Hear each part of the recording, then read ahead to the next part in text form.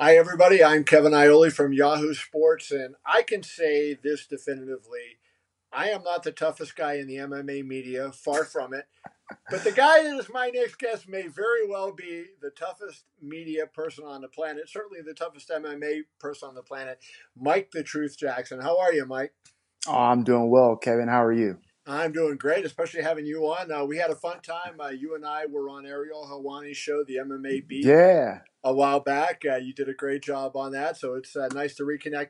For people who don't know, you will be fighting in your second UFC fight on Saturday, June 9th in Chicago. A huge show filled with great fights.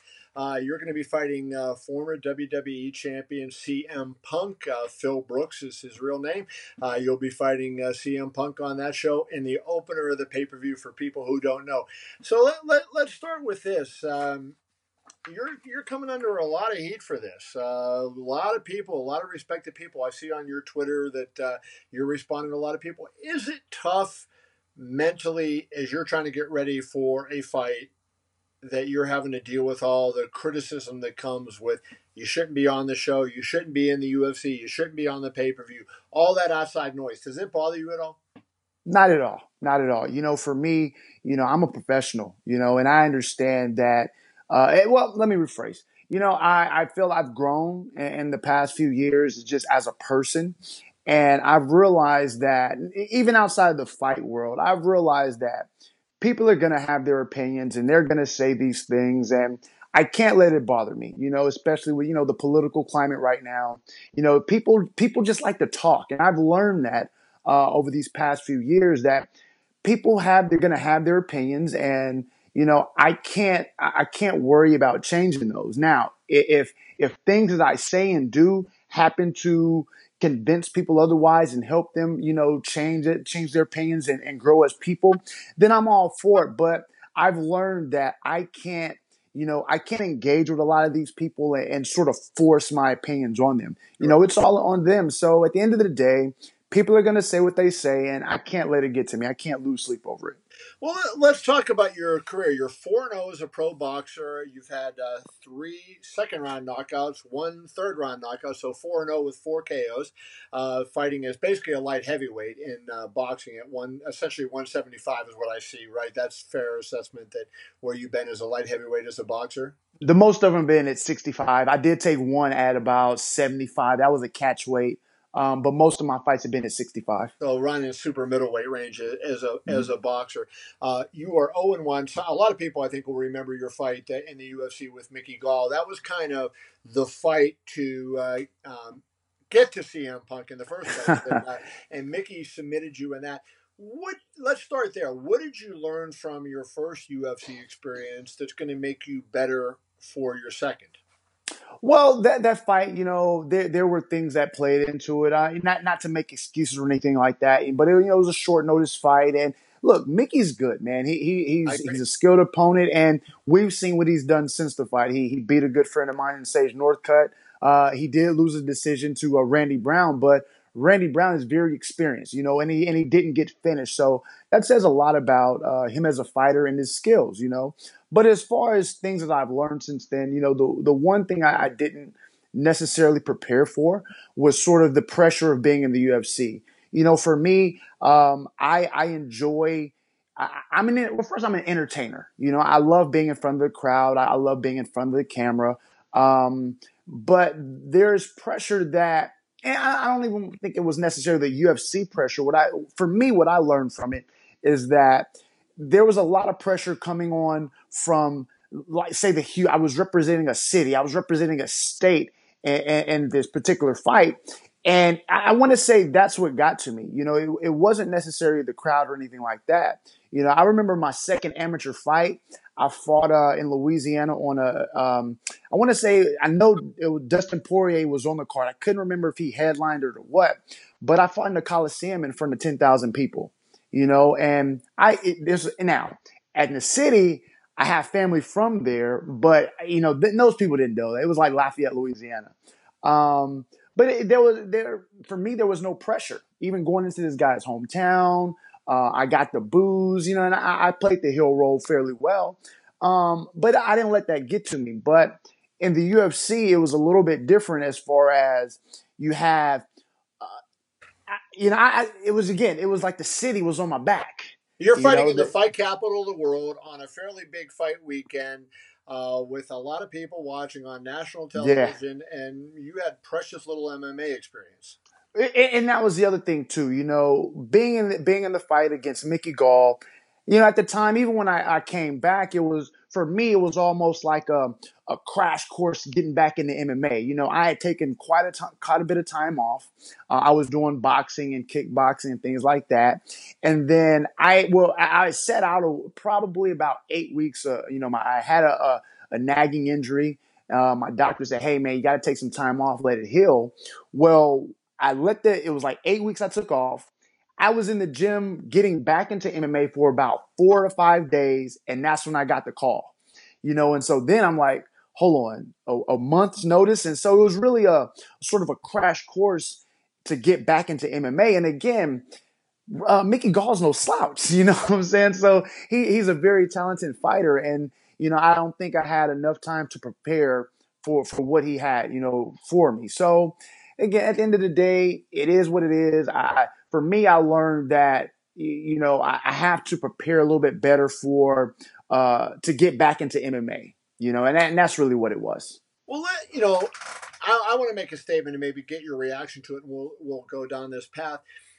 When Punk decided to fight the first time, I was supportive of it. I said, hey, there's 500 plus fighters in UFC. He's taken up one spot to fill a lifelong dream, and he can help other fighters because he's going to bring attention to the show. 100%. 100%. And you two guys then kind of were the beneficiary, you and Mickey, because you got to fight in the UFC as a result. I thought Dana did a really good thing with the Contender Series, the Looking for a Fight series, and right. trying to find fighters. And so that got bigger because of the result of this. But, maybe the second time I feel, hey, okay, Punk got a chance to fulfill his dream. He wasn't able to win the fight, but he got his chance. And now he actually is taking somebody's spot, and you're taking somebody's spot. How do you feel about that? There's going to be some fighter out there, there's going to be purists out there who are going to say, hey, there's a fighter who earned his way to the UFC, which neither of you two have done, and yet you're going to be fighting on a pay-per-view, and these guys are going to be fighting in the sticks somewhere. Well, I sort of disagree with that as far as the taking a person's spot. Look, what this is, it's I don't want to call it like a gimmick match, but that's really what it is, But as far as, Phil goes, it was one of those things where he brought in a lot of eyes right, I agree. to the sport, and he really didn't get to show anything. And here's why I say that, because going into even before I fought Mickey, I was telling people what was going to happen if they were to fight. Look, myself, I don't have to fight. I fight because I love fighting. Right. Phil, he's doing it. He found a sport that, he really kind of felt in love with and wanted to give it a try. And then you have Mickey, who this is his path. Mickey has aspirations of being a world champion. So win or lose, he had everything to win or lose here. Look, Mickey Gall was driving a bread truck. And so he goes into this fight against CM Punk, and it was one of those things where he did what he was supposed to do. Look, who wants to get knocked out by CM Punk? No one does. And for him, if he wins, he continues. If he loses, he's staying driving bread trucks, So for him, he did exactly what he was supposed to do. Don't even engage on the stand-up. Just take him down, submit him, get the win. And that's what he did. But as far as Phil goes, it's one of those things where he didn't really get to show anything. And I get it. He got taken down really quick. He got pounded up a little bit and got submitted. But again, you didn't really get to see we literally didn't see anything from him. And so from a storyline's perspective, it only makes sense to bring in someone like me, because I guarantee you, I will not be looking for a takedown. And so this fight, he'll get to show more of his skill set and things that he's learned. And then again, at the end of the day, it's a business, and they paid him $500,000 for the first, or disclosed, pay was $500,000. So if they paid him that much and they're giving him another shot, he generated quite a bit of revenue for the company. And he did. And So that brings up my next question. Then, so Michael Jordan, arguably the greatest NBA player of all time, he decided he wanted to play Major League Baseball. They didn't put him in center field for the Dodgers or the White Sox or whatever. They sent him to Double A, where he batted 200. Now, I happen to think batting 200 in Double A after having not played baseball for 14 or I 15 see. years was a hell of an accomplishment. I agree And it 100%. showed that, if he would have stuck with it, he might have been able to make something of himself. But even Michael Jordan didn't get this. And so, while I said I was supportive of Punk's first bit, I agree with what you said. Sports are supposed to be fun and entertainment, but at the end of the day, there's people making their livelihoods here. And that's where I think the difference comes in now, don't you? Well, I agree. And so here's the way I look at it. I feel that everyone has their own paths in life. And if we're looking at it from an MMA perspective, a lot of people have different paths as far as MMA goes. And for us, that's why I feel that we're not taking up a spot. Because for us, it's an entertainment thing, first and foremost. Outside of the fight, it's an entertainment type of fight.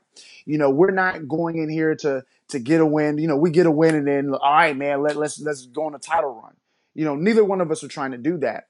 And so you have other people who are in the sport. Like, think of all the guys in the UFC right now. They're all looking to be a champion. Or if they were once a champion, really fighting is all they know. So I'm not going to say if you become like a Lyoto Machida, he becomes a champion, he loses his title, he's not going to quit fighting. Right. Because, again, that's all he knows. So he's going to continue. But he was at that level. Or, again, other people who maybe like right there didn't get it, but they still have a shot at becoming a champion, And so for us, again, our paths are a little bit different. For me, it's the entertainment, building a brand, and elevating other people. Again, I cover the sport. I get to take some of the best combat sports photos, and people get to see that. So with me elevating my brand here, I get to put more eyes on up-and-coming UFC fighters. Look, they're on the next Contender Series.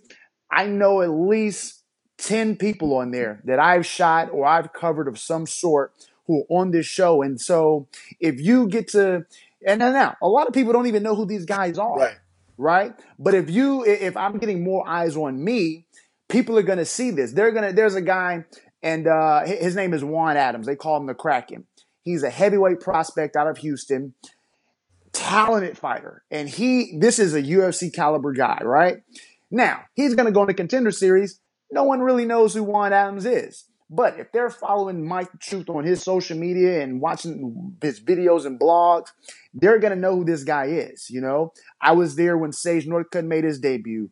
Derek Lewis, Holly Holm, all these people, I was there prior to their UFC experience. So what this does is it gives the fans a window into these people's lives before they even get there, And so for me, that's actually my main goal. That's my path for this UFC fight. I'm not trying to be a champion, or I know it. I'm a realist. I know what's going on here. And I just have to use my platform to help out these other up and coming fighters. So let's end this part of the interview with this. Joe Rogan, who's one of the most respected guys and, one of the most honest guys out there. I mean, he says what he believes and he loves MMA with a passion. I mean, there's nobody that can dispute Joe Rogan's passion for MMA. He said, this is a quote that he had on his podcast. He said, it shouldn't even be on the Tuesday Night Contender show. And he's talking about you versus Punk. It should be on some amateur event somewhere. That's really what these guys are. They're guys learning how to compete. They're in the first fight on the pay-per-view, and to me, that's crazy. When you see Joe Rogan, what do you say to him about a quote like that, what I think is representative of a lot of the fan base?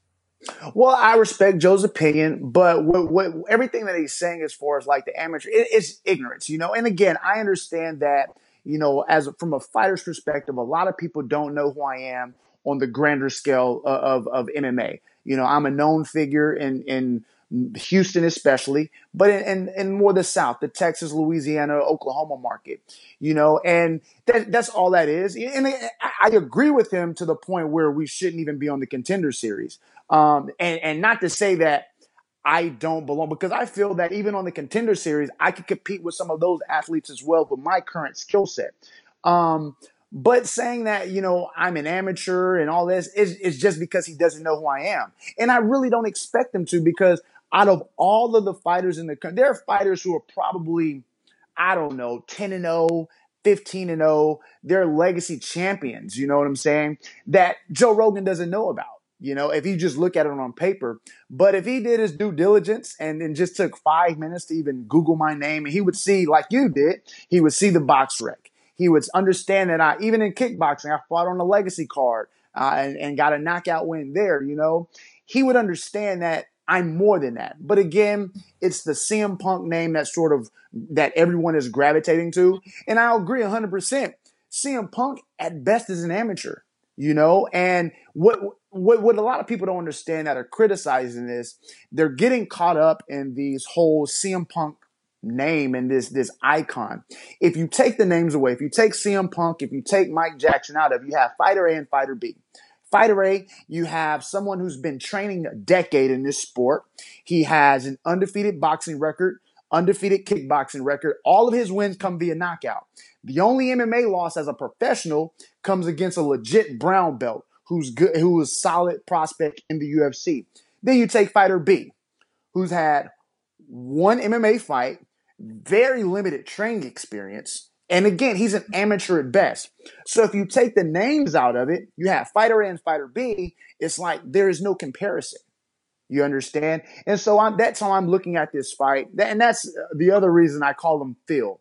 I have to take that sort of how I've been comparing it. I've been telling, right. I've been telling it's like you have Bruce Banner and the Hulk.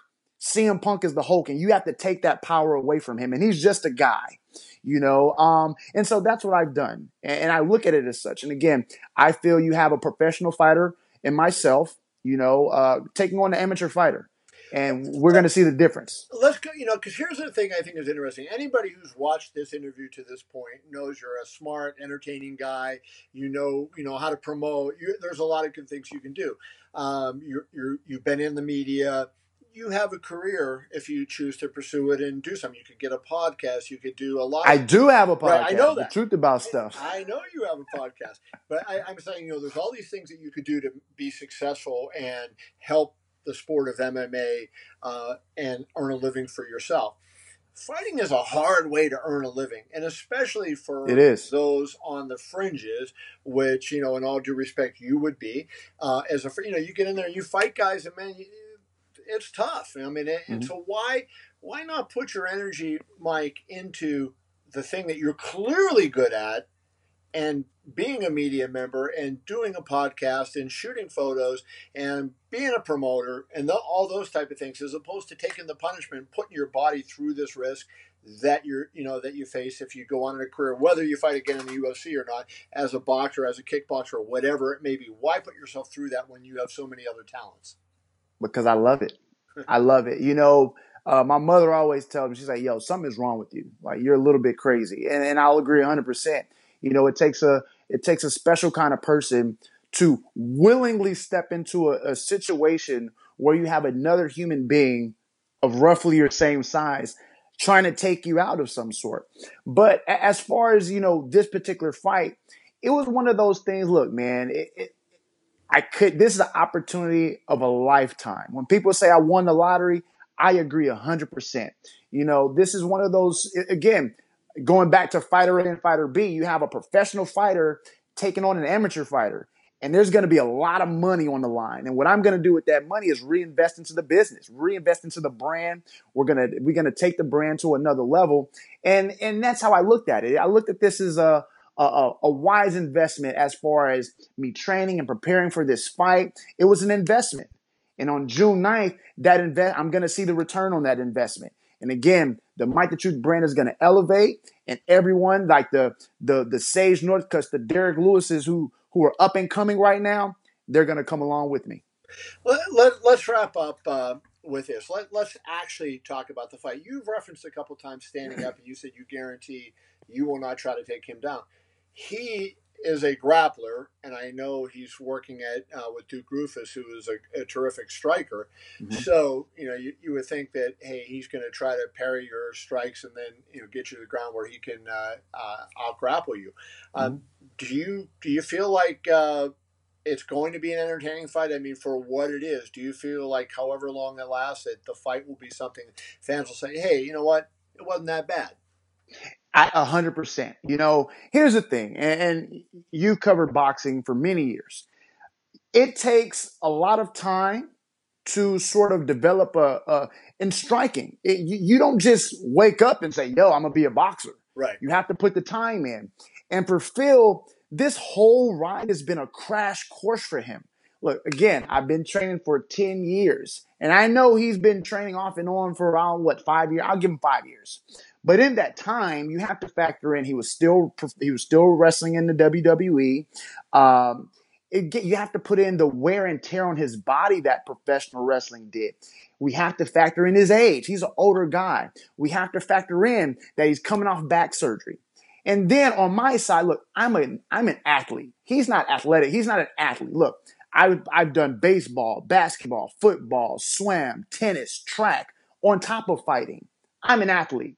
So for me, I can learn quickly as far as adjusting to the combat sports side. He doesn't have those abilities that I have. For him, even when he was professional, when he was training to become a professional wrestler, he was just a tough, hardworking guy. He wasn't a Brock Lesnar or a Bobby Lashley individual or even a Batista type of individual who sort of got by with their athleticism. He's just a hard worker. So for him he's really a smart guy. I mean, he is. Agreed, 100%, 100%. But in the fight, smart, your intelligence can only get you so far. You understand? So you have me who can pick up on these skills and these attributes that it would have to take him a lot longer to even get to my level. Even to get close to my level. I see this as an Olympic level boxer taking on a novice. That's how I look at this from a striking standpoint. So and then you lose to him with what you just said. Yo, if I lose, I'll never fight again, ever. And that's how I look at this. This is my career on the line here. Even from the grappling standpoint, I've been grappling for 10 years. Now, I know I haven't been consistent with it. I've taken time off, but it's really this time for this camp. I've been focusing on that because I know that's his area or that's his strong suit for his game. And even with that, I'm a solid grappler. It's just I would rather punch people in the face than grapple on the ground. That's just what it is. There's a lot of us out there who would rather do that. You will see this man, Mike the Truth Jackson, a very entertaining figure, as I'm sure you will agree. He will be fighting June 9th, UFC 225, against Phil Brooks, CM Punk, the former WWE champ. Good luck, Mike. Appreciate you being on. Thank you, Kevin. Thank you for having me. Thanks, my brother.